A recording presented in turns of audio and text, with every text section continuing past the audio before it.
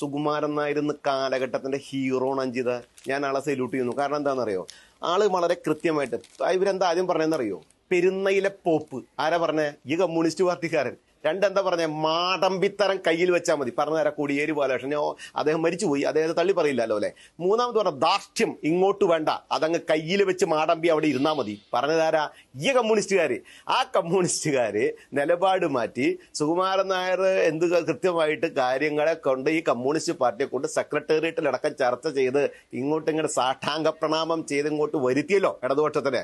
ഓ നല്ല ഹീറോ ആണ്, അദ്ദേഹത്തെ ബഹുമാനിക്കുന്നു. ഞാൻ ചോദിക്കുന്നത്, സഖാവ് പിണറായി വിജയിൽ നിന്ന് വിജയൻ സ്വാമി ആയില്ലേ, സഖാവ് വാസവിൽ നിന്ന് വാസവ സ്വാമി ആയില്ലേ, സഖാവ് സജീഷിൽ നിന്ന് സജീഷ് സ്വാമി ആയില്ലേ.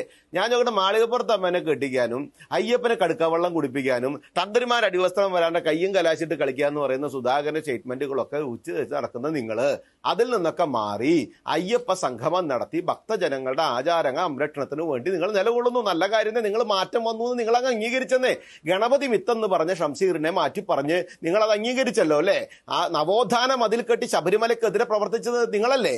നിങ്ങൾ തന്നെയല്ലേ മേക്കപ്പ് ഇട്ട് ലോട്ടും തൊട്ട് ആളുകൾ അങ്ങോട്ട് കേട്ടിട്ട് കലക്കി ഞങ്ങൾ വിശ്വാസികൾ എന്ന് പറഞ്ഞത്.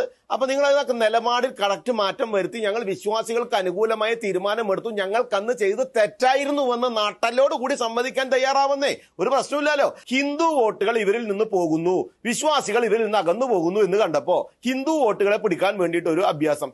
രണ്ട്, NSS ആയിക്കോട്ടെ, SNDP ആയിക്കോട്ടെ, സാംബോ സഭയായിട്ടെ, നാടാർ സഭയായിക്കോട്ടെ, പുലയ മഹാസഭയായിക്കോട്ടെ, വിശ്വകർമ്മ സഭയായിട്ട്, എഴുത്തച്ഛൻ സമാജമായിക്കോട്ടെ, കുടുംബി സമുദായമായിക്കോട്ടെ, ഏതെല്ലാം സമുദായ സംഘടനകൾ അവരുടെ നേതാക്കന്മാർക്ക് അതാത് സമയത്ത് അവരുടെ നിലപാടുകൾ എടുക്കാനുള്ള എല്ലാ അവകാശങ്ങളും ഉണ്ട്.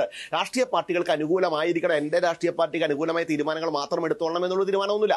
അവരുടെ നിലപാടുകൾ എടുക്കും. നമുക്ക് അനുകൂലമാണ് എങ്കിൽ നമ്മൾ കൃത്യമായിട്ട് അതിനെ അംഗീകരിക്കുന്നു. പ്രതികൂലമാണ് എങ്കിൽ അവർക്ക് നമ്മളിൽ നിന്ന് എന്താ പ്രയാസം ഉണ്ടായിച്ച പ്രയാസം പരിഹരിക്കാനും അല്ല പ്രയാസം ചർച്ച ചെയ്യാനുള്ള എല്ലാവിധ നല്ല രീതികളും ഈ നാട്ടിലുള്ള സ്ഥിതിക്ക് സ്വാഭാവികമായിട്ട് അങ്ങോട്ടും ഇങ്ങോട്ടൊക്കെ ചർച്ചകൾ നടക്കും. അപ്പൊ അതിനകത്ത് ഞങ്ങളെ സംബന്ധിച്ചിടത്തോളം NSSന്റെ തീരുമാനങ്ങൾ, NSS ഒരു അഭിപ്രായം പറഞ്ഞു, ആ അഭിപ്രായം കൊണ്ട് അങ്ങോട്ട് വലിയ പ്രയാസത്തിലാണ് BJP എന്ന് വ്യാഖ്യാനിക്കപ്പെടുന്ന നടന്നിടത്തേറ്റ് NSSന് അവരുടെ അഭിപ്രായം പറയാൻ അവർക്ക് സ്വാതന്ത്ര്യം ഉണ്ടല്ലോ.